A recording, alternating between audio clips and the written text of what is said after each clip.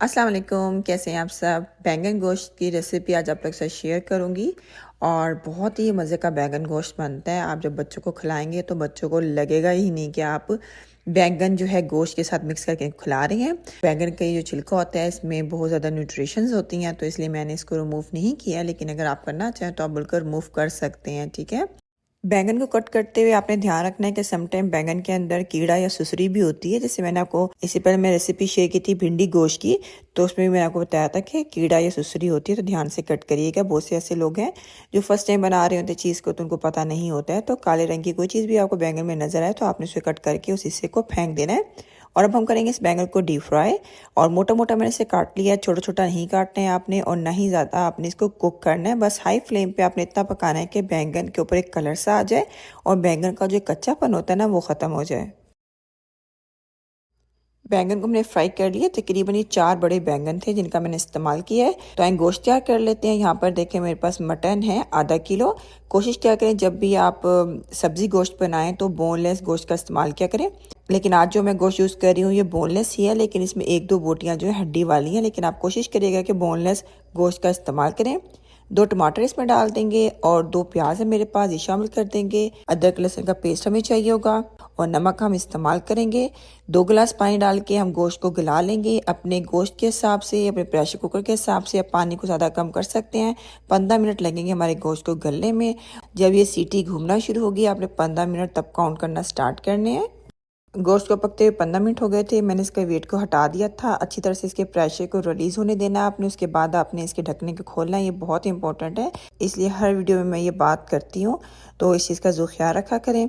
तो आप देख सकते हैं गोश्त हमारा गल गया है। जो टमाटर है इसके छिलकों को हम उतार लेंगे। अब इसमें शामिल कर देंगे कुछ मसाले, जिसमें धनिया पाउडर है, जीरा पाउडर है, लाल मिर्च पाउडर है और हल्दी है।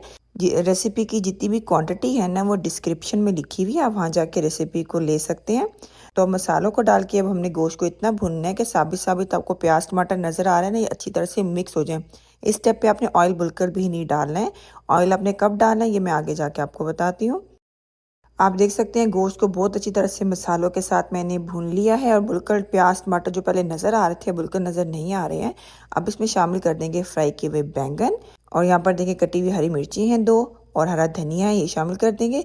अगर आप चाहें तो हरी मिर्च हरा धनिया बिल्कुल आखिरी में भी डाल सकते हैं, लेकिन पर्सनली मुझे पसंद है कि हरा धनिया हरी मिर्च जो है ना दम के टाइम पर डाली जाए खाने में, तो बहुत अच्छा अरोमा जो है आपके सालन में शामिल हो जाता है और वो साबित साबित नज़र भी नहीं आ रहा होता ना। तो इसको मैं स्टेप पे डालती हूँ, आप आखिरी में भी डाल सकते हैं।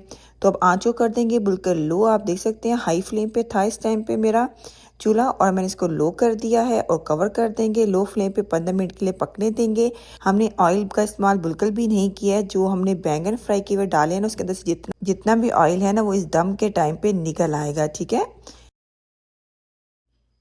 माशाल्लाह आप देख सकते हैं फ्राइड बैंगन गोश्त हमारा बिल्कुल तैयार हो गया है, और इसके अंदर से जो ऑयल है ना बैंगन के अंदर से आप देख सकते हैं काफ़ी हद तक निकल आया है। अगर आपको बहुत ज़्यादा ऑयली खाना पसंद है तो जिस टाइम पे हमने दम पे रखा था ना तो आप उस टाइम पे थोड़ा सा ऑयल डाल सकते हैं, लेकिन इतना ऑयल आई थिंक काफ़ी होता है। और अभी हमारा सालन बहुत गर्म है, जो जो ये ठंडा होता जाएगा तो ऑयल और भी ज़्यादा इसके अंदर से रिलीज़ होगा। मैं आपको दिखाऊंगी, अभी आप देखिएगा मैं आपको सर्व कर रही हूँ। 15 से 20 मिनट के बाद जब मेरा सालन ठंडा हो गया था तो आप देखिएगा उसके अंदर से कितना ऑयल निकल आया था। तो आपने कभी भी इस स्टेप पे ऑयल नहीं डाल देना कि खाना आपका गरम गरम है और अभी उसमें से ऑयल नहीं निकला है, क्योंकि जब खाना ठंडा होता है तो थोड़ा सा ऑयल वो छोड़ता है। तो आप देख सकते हैं ये 15 मिनट बाद की वीडियो है और कितना ऑयल निकल आया मेरे सालन के अंदर से। उम्मीद करती हूँ रेसिपी आपको अच्छी लगी होगी, ज़रूर ट्राई करिएगा। नेक्स्ट टाइम मिलते हैं। अल्लाह हाफिज़।